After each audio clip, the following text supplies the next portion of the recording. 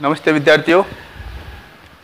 बगरू महिला पीजी महाविद्यालय की ऑनलाइन क्लासेज में आप सभी का हार्दिक स्वागत, हार्दिक अभिनंदन।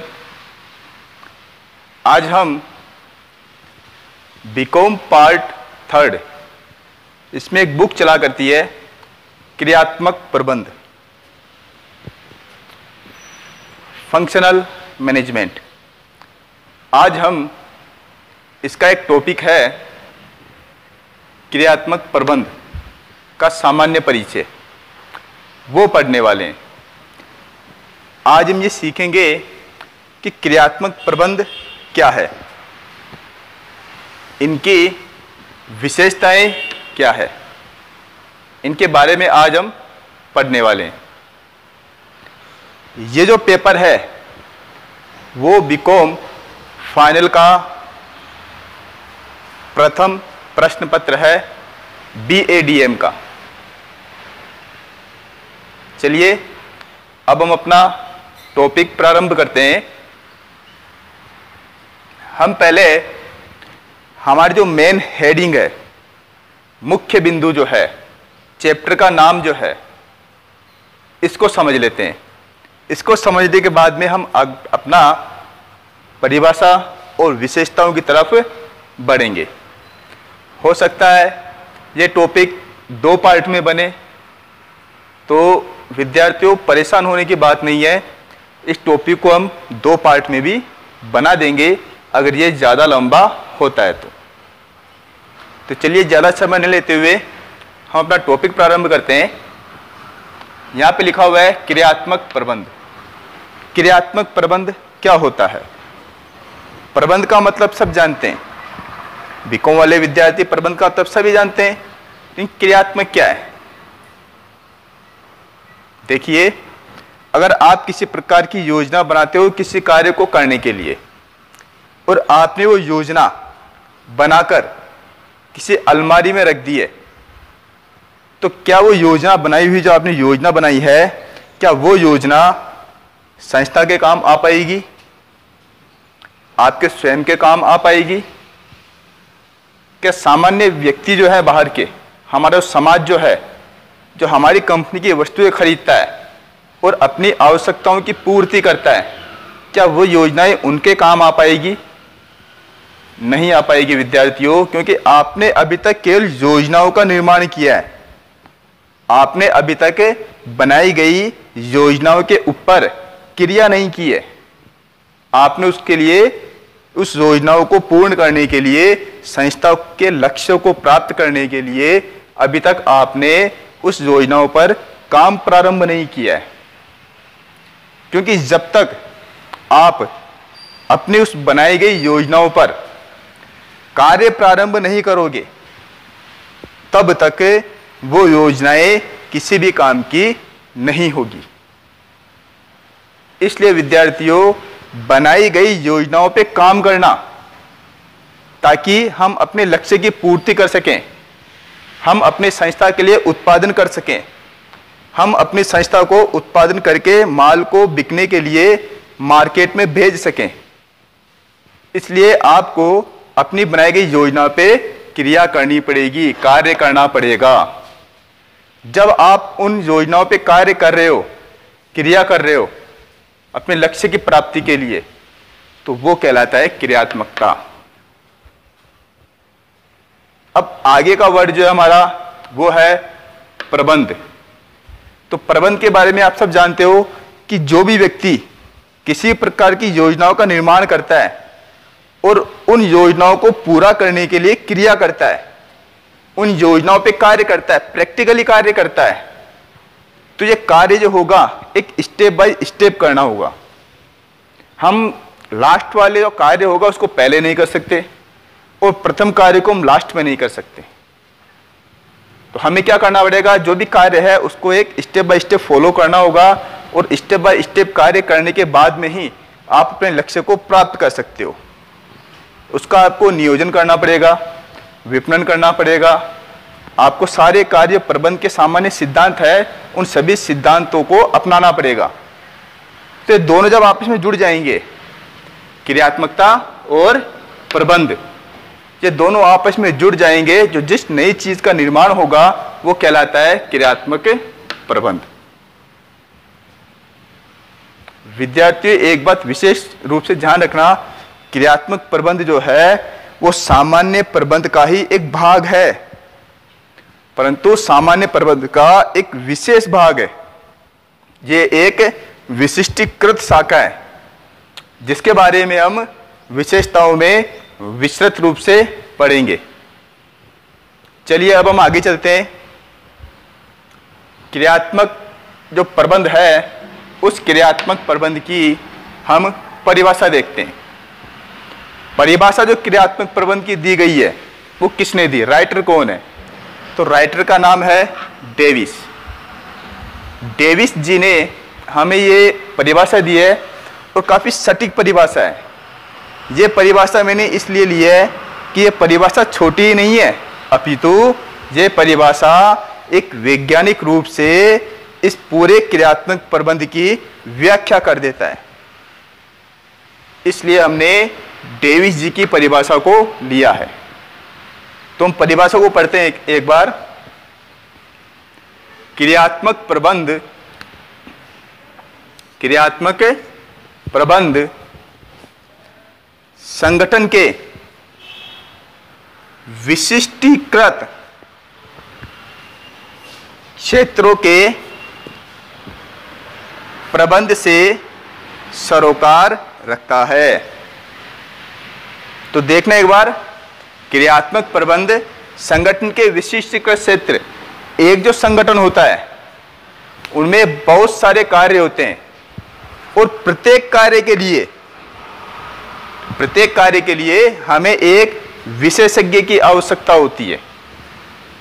वो जो विशेषज्ञ द्वारा किया गया काम जो होगा उस संस्था के उस कार्य के लिए वो एक विशेष कार्य होगा, वो एक विशेष कार्य होगा, इसलिए वो कार्य उस संस्था के लिए विशिष्टीकृत हो जाता है। तो क्रियात्मक प्रबंध हमें यही तो बताता है कि एक संस्था में बहुत सारे कार्य हैं, कार्य पर बहुत सारी योजना भी बनी है, परंतु उस योजना पर क्रिया करना, काम करना, ताकि आप अपने लक्ष्य तक पहुंच सको। आगे चलते हैं। विशिष्टीकृत क्षेत्रों के प्रबंध, जो विशिष्टीकृत क्षेत्र जो होते हैं, जो प्रबंध के संस्था के अंदर जो कार्य जो होते हैं, उन कार्यों का जितना भी क्षेत्र जो होता है, विभागीकरण जो होता है, उनका प्रबंध करना। आपने योजना बना ली है, आप क्रिया भी कर रहे हो, लेकिन आप उस क्रिया करते हुए प्रबंध के विभिन्न सिद्धांतों का आप उपयोग नहीं कर पा रहे हो, तो आपके द्वारा जो काम किया गया है, जो पहले काम करना था वो बाद में चला जाएगा, जो बाद में काम करना था वो पहले आ जाएगा, तो एक व्यवस्था नहीं बन पाएगी। तो इस व्यवस्था को बनाए रखने के लिए आपको क्रिया के साथ साथ आपको प्रबंध भी करना होगा। इसे हम कहते हैं क्रियात्मक प्रबंध। तो लगता है विद्यार्थियों आपको ये परिभाषा समझ में आ गई होगी, ठीक है।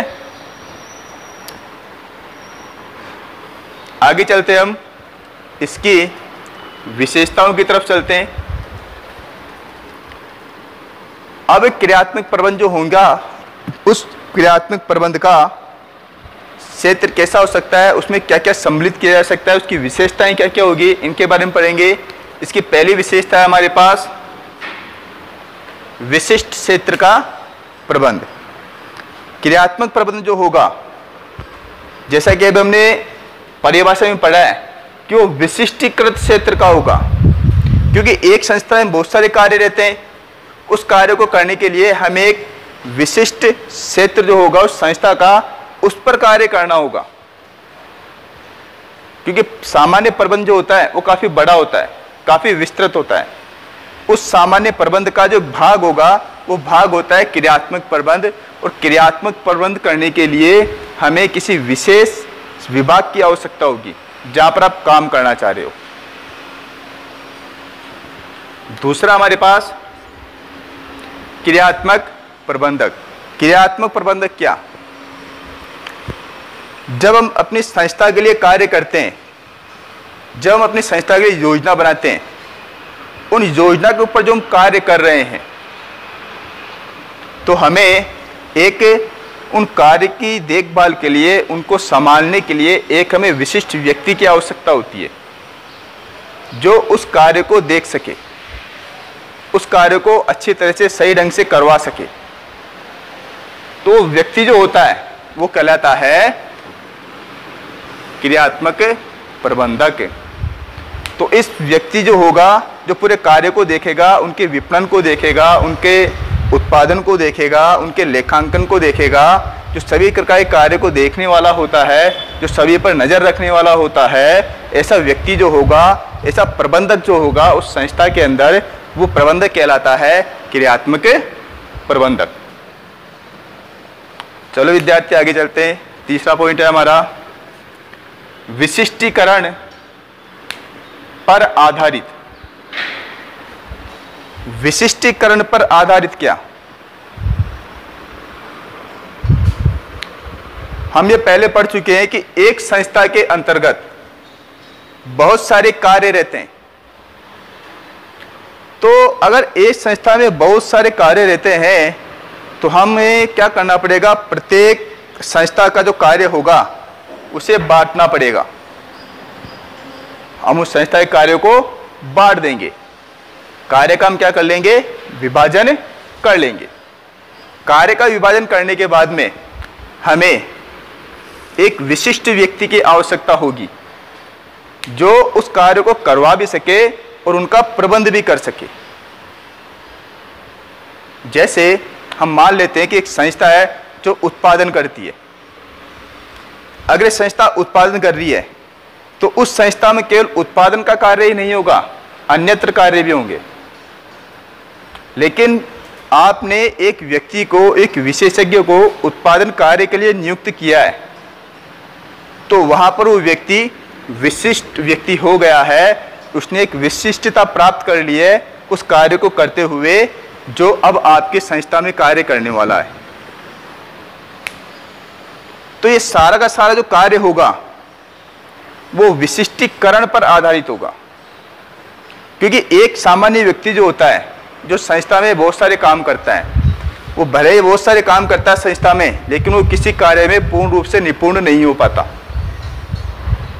परंतु एक ऐसा व्यक्ति है जो कई सालों से उस एक ही कार्य को करता जा रहा है, तो उस कार्य को करते करते वो एक विशिष्टता हासिल कर लेता है उस कार्य के अंदर। उस कार्य में अगर उस कार्य में वो विशिष्टता हासिल कर लेता है तो वो बन जाता है विशिष्ट अधिकारी। उस कार्य के लिए वो विशिष्ट अधिकारी बन जाता है, एक विशिष्ट व्यक्ति बन जाता है। और इसीलिए उस ऐसे व्यक्तियों की आवश्यकता हमें हमारे उत्पादन कार्य में पड़ती है। तो इसे हम कहते हैं विशिष्टीकरण पर आधारित कार्य। चौथा चलते हैं हमारे पास कार्य अनुसार विभागीकरण।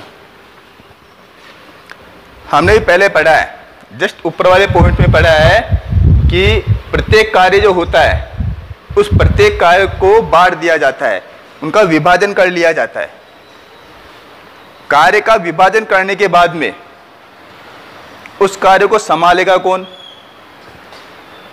तो वहां पर एक प्रबंधक की नियुक्ति की जाती है। और प्रबंधक, कार्य एवं कर्मचारी, इन तीनों को मिलाकर एक अलग से विभाग बना दिया जाता है, एक अलग से विशेष एक स्थान बना दिया जाता है, एक छोटी सा संस्था टाइप का बना दिया जाता है, जिसे हम कहते हैं कार्य अनुसार विभागीकरण। अब उस विभाग का जो भी कार्य होगा वो विभागीय अध्यक्ष देखता है, परंतु विभागीय अध्यक्ष के साथ साथ उस कार्य को पूर्ण करने के लिए एक विशेषज्ञ दिया जाता है ताकि उस कार्य को बहुत ही बढ़िया तरीके से कर सके। इसलिए उनका कार्य अनुसार विभागीकरण कर दिया जाता है, विभाग बना दिया जाता है हर कार्य के लिए अलग अलग। जैसे उत्पादन विभाग, विपणन विभाग, वित्त विभाग, लेखांकन विभाग, यातायात विभाग, मेंटेनेंस डिपार्टमेंट जो होता है, इस प्रकार से अलग अलग विभाग बना दिए जाते हैं। अगला हमारे पास सामान्य प्रबंध की विशिष्टीकृत शाखा। देखिए विद्यार्थियों, ये जो क्रियात्मक प्रबंध जो है तो प्रबंध का पार्ट। तो सामान्य प्रबंध जो होगा वो बहुत सारे प्रबंध के सिद्धांतों से घिरा होगा। वो सारे सिद्धांत की यहाँ पर आवश्यकता नहीं है। ये सामान्य प्रबंध का एक छोटा सा पार्ट है, अर्थात सामान्य प्रबंध जो होता है उसमें विश्व की सभी प्रकार की प्रबंध नीतियों को सम्मिलित किया जाता है। लेकिन यहाँ पर हमें सभी प्रकार की नीतियों की आवश्यकता नहीं होती। हम केवल उन चीज़ों को, उन सिद्धांतों को चुनते हैं जो सिद्धांत हमारे संस्था के लिए, हमारे संस्था के विभाग के कार्यों के लिए अत्यंत आवश्यक होती है। हम केवल उन्हीं चीज़ों को चुनते हैं, उन्हीं सिद्धांतों को चुनते हैं और उन्हीं सिद्धांतों को हम अपनी संस्था में उपयोग में लेते हैं ताकि हम अपने लक्ष्य की पूर्ति कर सकें, हम अपने लक्ष्य को जल्दी से जल्दी अति शीघ्रता से प्राप्त कर सकें। इसलिए यह एक सामान्य प्रबंध का ही एक विशिष्टीकृत शाखा है, क्योंकि अभी हमने पढ़ा है किसी भी कार्य को करने के लिए उनका विभागीकरण किया जाता है तथा विभागीकरण करने के बाद में उसे एक विशेषज्ञ दिया जाता है। वही विशेषज्ञ जो होगा वही उस विभाग के सभी कार्यों को देखता है। इसलिए एक सामान्य प्रबंध का विशिष्टीकृत कार्य बन जाता है, एक शाखा बन जाती है। अगला पॉइंट पढ़ते हैं विद्यार्थियों, विस्तृत क्षेत्र। प्रबंध जो है वो केवल आप ही की संस्था में लागू नहीं होगा या कोई 10-5 संस्थाओं में लागू नहीं होगा। प्रबंध जो होगा वो विश्व की सभी प्रकार की कंपनियों में, संस्थाओं में, चाहे वो सेवा प्रदाता कंपनी है, निर्वहनाधीन कंपनी है या अन्य प्रकार की कोई कंपनी है, सब में लागू होता है। तो इसका जो क्षेत्र है क्रियात्मक प्रबंध का, बात को समझना, प्रत्येक संस्था योजना बनाती है तो केवल आप ही की कंपनी बनाती है क्या? बहुत सारी कंपनियां योजना बनाती है, लगभग सभी विश्व के सभी प्रकार की कंपनियां योजना बनाती है तथा उन योजनाओं पे कार्य भी करती है। तो प्रत्येक विश्व के अंदर बहुत सारी कंपनियां हैं, वो सारी कंपनियां योजना बनाती है, योजनाओं पे कार्य करती है। तो सोचिए उनका क्षेत्र कितना बड़ा होगा, क्योंकि वो इन्हीं सिद्धांतों के अनुसार अपना योजना बनाती है और उनको कार्य को पूर्ण करती है, लक्ष्य की प्राप्ति करती है। तो ये ऑटोमेटिक ही, स्वतः ही क्रियात्मक प्रबंध का क्षेत्र जो होगा वो विस्तृत क्षेत्र बन जाता है। अगला देखते हैं हम, पारस्परिक संबंध। पारस्परिक संबंध क्या?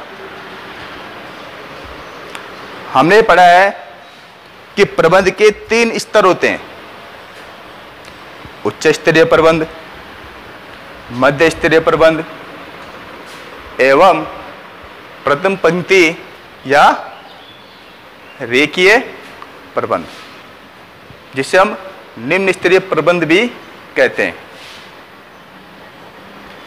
अब उच्च स्तरीय प्रबंध जो होगा और मध्य स्तरीय प्रबंध होगा और निम्न स्तरीय प्रबंध होगा, इन तीनों में किसी ना किसी प्रकार का संबंध अवश्य पाया जाता है, क्योंकि संस्था एक है, केवल उनके विभाग ही तो अलग हैं। विभाग के छोटे छोटे लक्ष्य अलग है, लेकिन विभाग को मिला दिया जाए तो पूरी संस्था का लक्ष्य बन जाता है। वो पूरी संस्था के लक्ष्य की प्राप्ति के लिए इन सभी विभाग अध्यक्षों को, क्रियात्मक प्रबंधकों को आपस में किसी न किसी प्रकार से संबंध रखना होता है, ताकि एक दूसरे विभाग को जब समस्याएं आती है तो आपस में मिलकर वो उन समस्याओं का समाधान कर सके और अति शीघ्र अपने लक्ष्य की प्राप्ति कर सके। इसलिए उनका संबंध ऐसा हो जाता है, स्वतः ही हो जाता है, पारस्परिक संबंध बन जाता है उनका, ताकि वो एक दूसरे की सहायता कर सके और अपने लक्ष्य की प्राप्ति कर सके।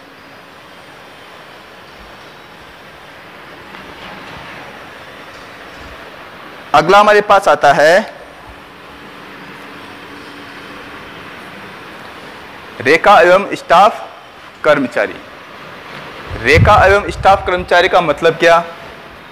रेखा एवं स्टाफ कर्मचारी का मतलब ये होता है कि संस्था में काम करने वाला प्रत्येक विभाग जो है वो किसी न किसी तरह से प्रत्येक प्रकार के व्यक्ति से जुड़ा होता है, प्रत्येक प्रकार के विभाग से जुड़ा होता है। ऐसा नहीं है कि वो सीधे लाइन की तरह उनका आपस में संबंध हो इस प्रकार से, ये ऐसा भी नहीं है कि उनका संबंध जो है वो इस प्रकार का ही हो कि एक विभाग है ना दूसरे विभाग से इस प्रकार से संपर्क रखे, या उच्च स्तरीय प्रबंधक या इस प्रकार से आपस में जो है अपना संबंध रखे। ऐसा नहीं है विद्यार्थियों।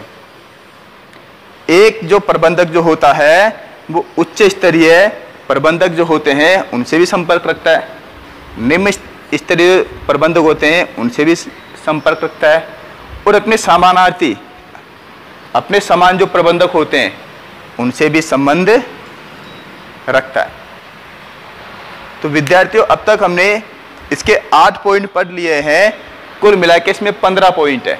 हमने 8 पॉइंट का अध्ययन कर लिया है और उसकी परिभाषा पढ़ ली है, और क्रियात्मक प्रबंध क्या है इसके बारे में भी हमने पढ़ लिया है। अब अगला वाला टॉपिक जो होगा हमारा, इसी का ही टॉपिक जो होगा अगला टॉपिक है वो क्रियात्मक प्रबंध का 9वें पॉइंट से चालू होगा।